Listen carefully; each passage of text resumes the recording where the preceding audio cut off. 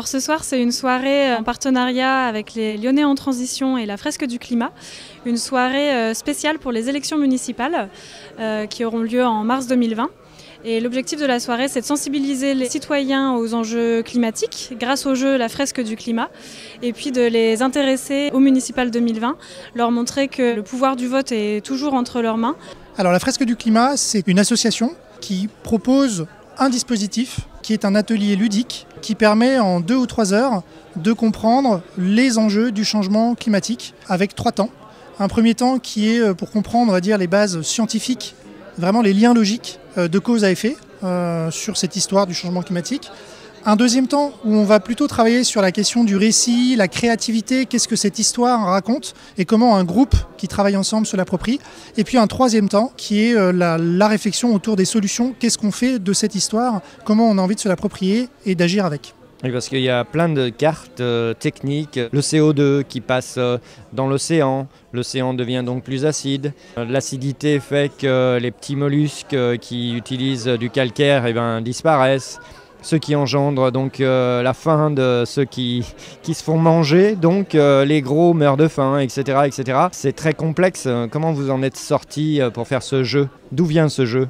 Alors ce jeu a été créé par Cédric Ringenbar, qui était le directeur d'un think tank qui s'appelle The Shift Project, et qui, en essayant justement d'expliquer la complexité de ce système climatique, avec l'exemple que vous avez dit qui est assez parlant, rien que dans les océans, on a une chaîne un petit peu technique de liens chimiques qui fait appel à la biodiversité. Il a donc essayé, sous forme d'un jeu d'une 40aine de cartes, de retranscrire les rapports du GIEC, qui sont des bonnes bibles, on va dire, en termes de contenu.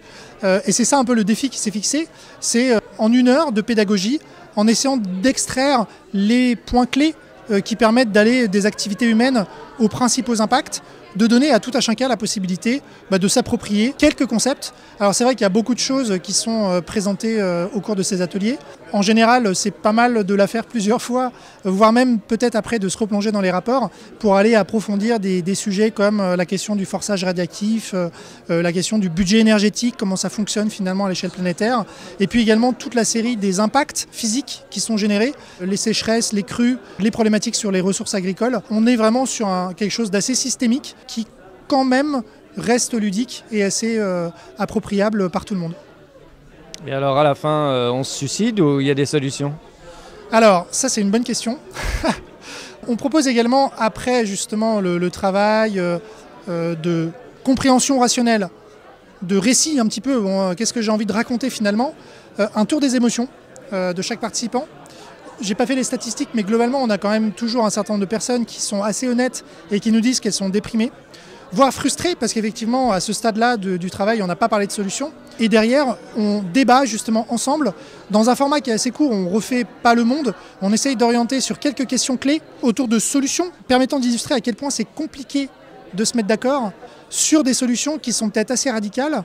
Rassurez-moi, vous n'êtes pas sponsorisé par un labo d'antidépresseurs et de choses comme ça, hein, c'est vrai.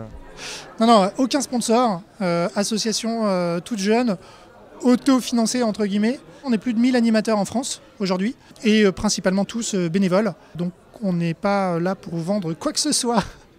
L'objectif de réunir plusieurs candidats ce soir, c'est de leur montrer que ces sujets concernant un meilleur mode de vie, plus durable, plus respectueux de l'environnement, sont importants pour les citoyens qui habitent à Lyon et qu'il va falloir que dans leur programme pour les municipales, ils proposent quelque chose de réaliste, de pertinent, d'ambitieux.